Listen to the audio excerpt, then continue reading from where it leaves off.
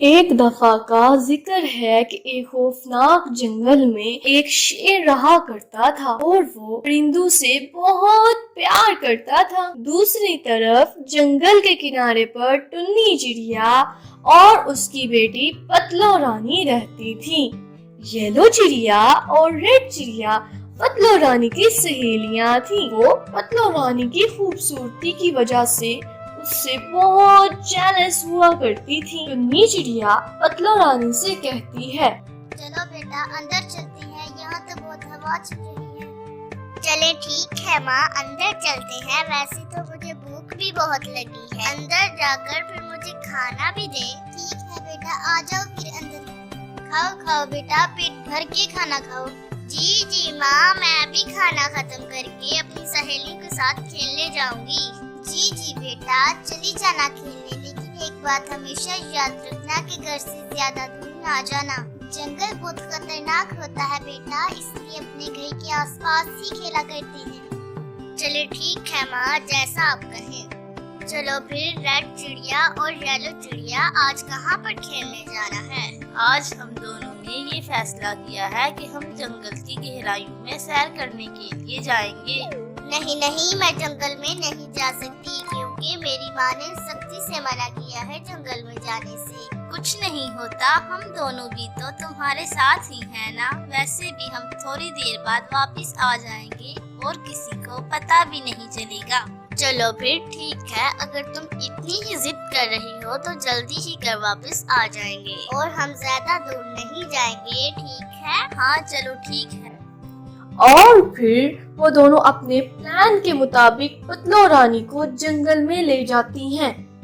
जंगल में काफी दूर जाने के बाद येलो चिड़िया कहती है, वो देखो कितना प्यारा मंजर है, यहाँ पर बैठकर देखते हैं। चले ठीक है।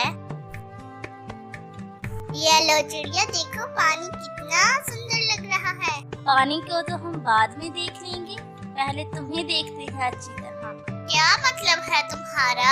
मैं तुम्हें बताती हूँ कि क्या मतलब है। अब तुम्हें पता चला कि क्या मतलब था। हा हा हा। तुम दोनों माँ बेटी की गाँव में इतनी इज्जत है, अब ना तुम रहोगी और तुम्हारे मरने के गम से ना तुम्हारी माँ, और फिर रह जाएंगी हम दोनों। पूरे गाँव में सबसे ज्यादा खूबसूरत और सबसे ज्यादा हमारी इज्जत होगी। पतलो रानी, अब तुम्हारे मरने का टाइम आ चुका है। तुम दोनों ऐसा मत करो, मैं तुम दोनों पर भरोसा कर आई थी।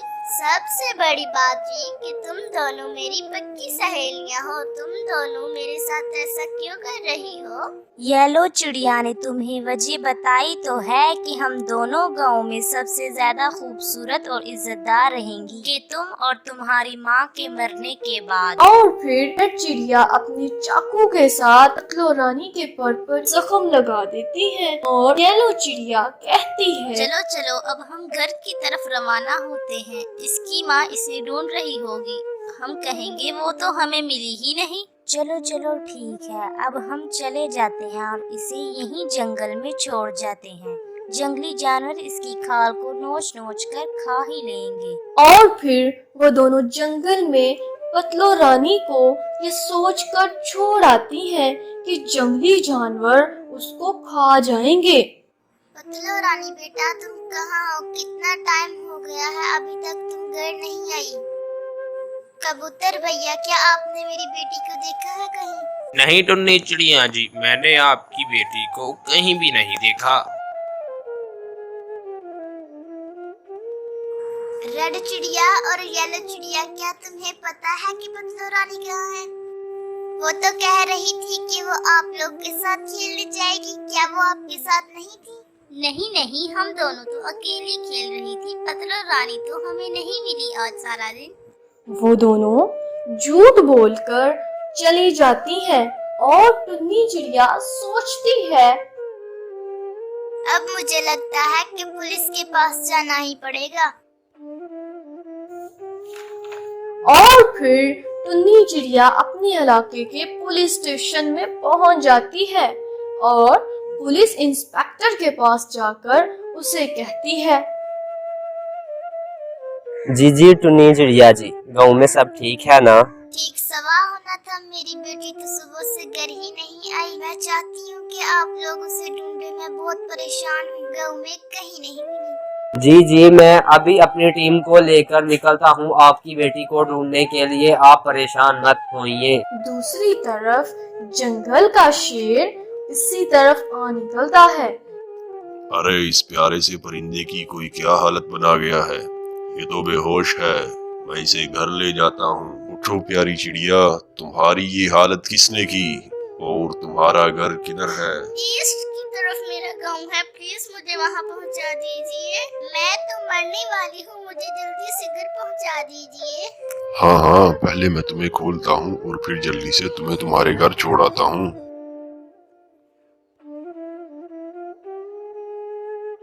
शेर भाई, अब मुझे मेरे घर पहुंचा दीजिए। और फिर शेर पतलो रानी को लेकर उसके घर की तरफ दौड़ लगा देता है। दूसरी तरफ गांव में पुलिस तफ्तीश कर रही होती है और रेड चिड़िया येलो चिड़िया से कहती है, अब तो पुलिस वाले भी आ गए हैं, अब हमारा क्या बनेगा येलो चिड़िया? तुम बस चुप कर बैठी रहो, कभी भी पुलिस वालों को ये पता नहीं चलेगा कि हमने पतलो रानी को मार डाला है। इतनी बात कर कर वो दोबारा पुलिस वालों की बात सुनने लग जाती है। लेकिन इतनी देर में शेर वहाँ पतलो रानी को उठाए आ जाता है।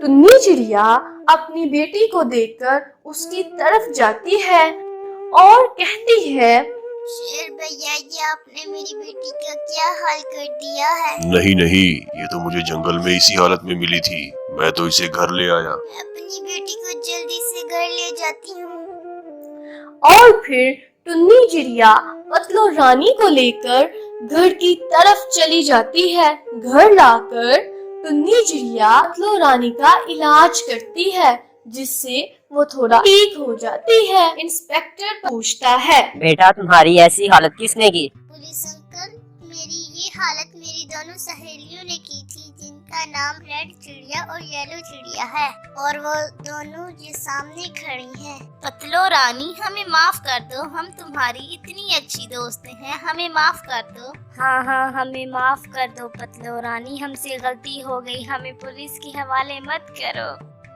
नहीं, मैं तो तुम दोनों को माफ तो नहीं कर सकती, लेकिन तुम दोनों को इस गलती की सजा तो मिलनी चाहिए, ताकि तुम आइंदा किसी और से ऐसा मत कर सको।